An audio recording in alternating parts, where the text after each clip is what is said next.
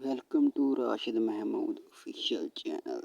एक दफ़ा का जिक्र है कि एक जंगल में एक मुर्गा दरख्त पे बैठा अजान दे रहा था कि वहाँ पर एक लोमड़ आ गया। उसने इतना मोटा ताज़ा मुर्गा देखा तो उसके मुंह में पानी आ गया। उसने सोचा कि इसे खाते हैं, तो इसने मुर्गे से कहा कि आओ मुर्गे भाई नीचे आ जाओ, तुमने अजान तो दे ही दी है, आओ अब मिलकर हम नमाज पढ़ते हैं।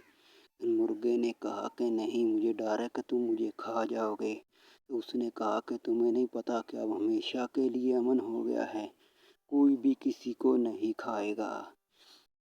तो मुर्गे ने देखा कि इसकी नीयत बहुत ख़राब है, तो उस मुर्गे ने कहा कि चलो ठीक है, मैं भी नीचे आता हूँ, लेकिन वहाँ पर शेर आ रहा है, उसे भी हम साथ ही मिला लेते हैं क्योंकि वो जंगल का बादशाह, तो मिलकर नमाज पढ़ेंगे।